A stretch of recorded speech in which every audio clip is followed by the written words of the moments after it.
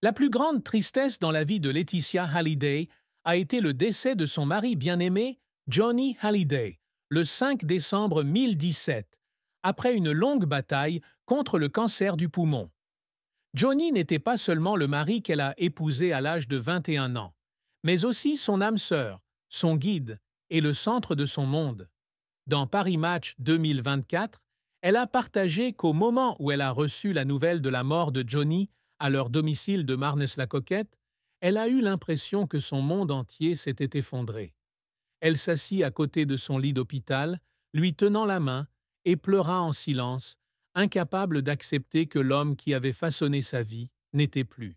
Cette perte n'a pas seulement été une tragédie personnelle, mais a également entraîné une série de tempêtes, allant d'une bataille juridique sur l'héritage de Johnny avec ses deux enfants aînés, David Hallyday et Laura Smet, à de vives critiques du public et des médias.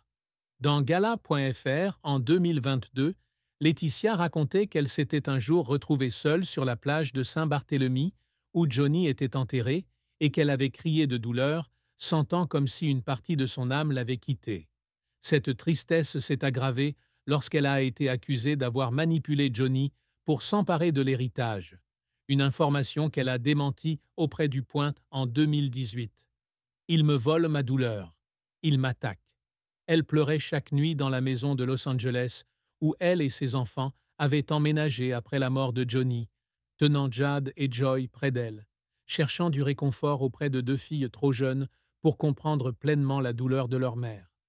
Cette tristesse n'est pas seulement due à la perte de son mari, mais aussi au sentiment d'être isolée, incomprise et rejetée par le public, ce qui l'oblige à lutter pour garder le moral et protéger sa petite famille. La carrière de Laetitia Hallyday n'a pas été traditionnelle, mais plutôt une combinaison de rôles divers. Mannequin, actrice, philanthrope et manager de l'héritage musical de Johnny Hallyday. Née à Béziers et élevée au Cap d'Agde, Laetitia a commencé sa carrière de mannequin à l'adolescence, après avoir déménagé à Miami avec son père à l'âge de 13 ans, comme indiqué dans fr.wikipedia.org en 2025. Elle est apparue dans plusieurs films et émissions de télévision tels que Jean-Philippe en 2006, Rock'n'Roll en 2017 et Élection de Miss France en 1986, mais n'a pas connu un grand succès en tant qu'actrice. Au lieu de cela, sa renommée est devenue associée à Johnny Hallyday après leur mariage en 1996. Elle est devenue son manager officieux, supervisant son image, son style et ses projets musicaux, en particulier depuis les années 2010, comme mentionné dans Closer en 2024. Elle a amené Johnny à collaborer avec des artistes plus jeunes, tels que Mathieu Chédid et Maxime Nucci, à moderniser sa musique et à organiser de grandes tournées telles que le Flashback Tour et le Born Rocker Tour. L'une des plus grandes réussites de Laetitia a été de cofonder l'association caritative La Bonne Étoile en 2012 avec la chef Hélène Darroze, qui soutient les enfants orphelins et infectés par le VIH au Vietnam. Dans Pure People 2025, on lui attribue la construction d'écoles, la fourniture de soins médicaux et d'aide alimentaire à des centaines d'enfants. Elle est également ambassadrice de l'UNICEF et a enregistré une reprise d'Imagine de John Lennon au profit de l'organisation, comme le rapporte CelebrityBirthdays.com en 2024. Après la mort de Johnny, Laetitia a assumé le rôle de gestionnaire de son héritage, supervisant la post-production d'albums tels que Mon pays, c'est l'amour de 2018, organisant l'exposition Johnny Hallyday, l'exposition à Bruxelles en 2022 et à Paris en 2023, et préparant un biopic réalisé par Cédric Jiménez avec Raphaël Quenard dans le rôle de Johnny, comme le note Paris Match en 2024. Elle a également présidé le jury de Miss France 2006 et participé à des événements caritatifs tels que le Global Gift Gala et Heroes for Imagine, collectant des millions d'euros pour la recherche sur les maladies génétiques, selon Pure People 2025. Cependant, la carrière de Laetitia n'a pas été sans revers. La bataille juridique autour de la succession de Johnny de 2018 à 2020, documentée dans le Daily Mail en 2020, a porté atteinte à son image, car David Hallyday et Laura Smet l'ont accusé de les avoir exclus du testament. Bien qu'un accord ait finalement été trouvé, le différend lui a valu d'être critiqué comme une manipulatrice, comme l'a rapporté ghettotext.com en 2021. Des projets tels que l'exposition Johnny Hallyday, l'exposition ont également été jugés par certains critiques du Figaro en 2024 comme manquant d'émotion, ne reflétant pas pleinement l'héritage de Johnny. De plus, elle fait face à l'énorme dette fiscale de Johnny, d'environ 30 millions d'euros, comme l'a mentionné le Daily Mail en 2020, provoquant une grande pression financière. Les efforts de Laetitia étaient souvent accompagnés de larmes. Lorsque Johnny a été transporté d'urgence à l'hôpital en 2009 pour un cancer du côlon, elle a passé de nombreuses nuits éveillée à son chevet, pleurant de peur de le perdre, comme elle l'a raconté lors du gala de 2022. Lors de l'organisation de Johnny Hallyday, l'exposition, elle a fondu en larmes en regardant de vieilles images de Johnny, comme le relevait le Figaro en 2024. En 2018, alors qu'elle était publiquement critiquée pour son testament, elle a pleuré dans sa maison de Los Angeles, se sentant trahie et seule, comme elle l'a partagé dans Le Point en 2018. Ces moments montrent une Laetitia dévouée, mettant toujours tout son cœur à protéger sa famille et l'héritage de Johnny, malgré la pression et l'incompréhension. Un chapitre triste de la vie de Laetitia a été sa lutte contre un trouble alimentaire à l'adolescence. Après le divorce de ses parents alors qu'elle avait 10 ans, elle a commencé à souffrir d'anorexie, un problème qui a duré jusqu'à ses 20 ans, comme le relevait Paris Match en 2024. Vivant à Miami avec son père, qui luttait contre la dépression, Laetitia se sentait seule et désorientée. Elle se tenait devant le miroir de son appartement de Miami, regardait son corps maigre et pleurait parce qu'elle avait l'impression de ne pas être assez bien, a-t-elle raconté dans le documentaire Johnny par Laetitia de 2022. C'était comme un suicide silencieux, a-t-elle déclaré, décrivant le désespoir de sentir que personne ne reconnaissait sa douleur.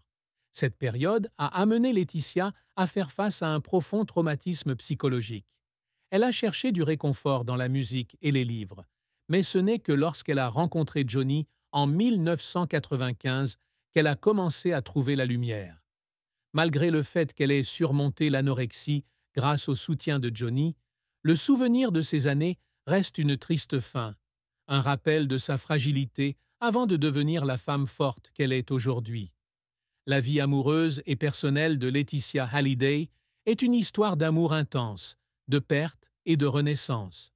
Elle rencontre Johnny Hallyday le 25 mars 1995 dans un restaurant japonais de Miami, grâce à la présentation de son père, André Boudou, comme le note fr.wikipedia.org en 2025. Malgré leurs 31 ans de différence d'âge, ils tombent rapidement amoureux et elle l'épouse le 25 mars 1996 à Neuilly-sur-Seine, célébré par le maire Nicolas Sarkozy. Dans En aparté 2023, Laetitia raconte « Je ne réalisais pas ce qui se passait. Je savais juste que j'avais rencontré quelqu'un qui avait les mêmes blessures que moi. » Leur mariage de 21 ans a été rempli de hauts et de bas, des voyages à travers le monde, aux difficultés comme les problèmes de santé de Johnny et les rumeurs d'infidélité, comme l'a rapporté entertainmentnow.com en 2017.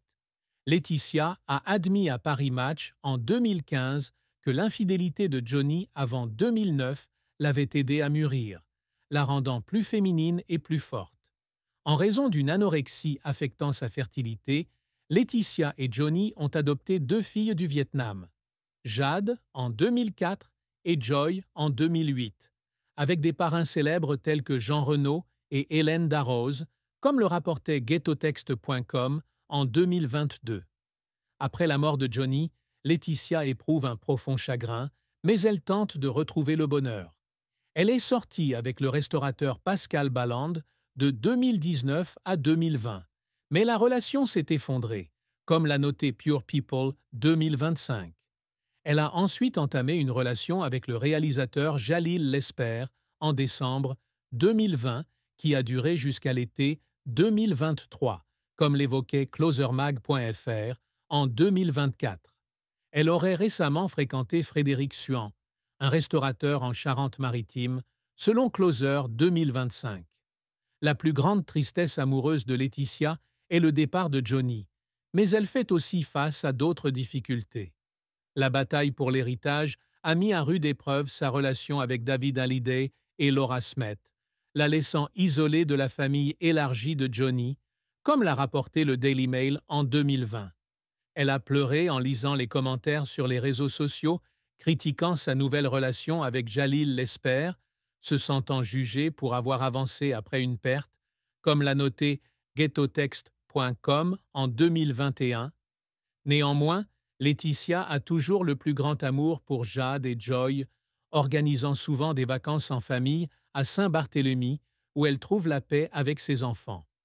Un autre chapitre triste de la vie de Laetitia fut l'incendie de la maison de Pacific Palisades, à Los Angeles, en janvier 2025, enregistré dans madame.lefigaro.fr en 2024.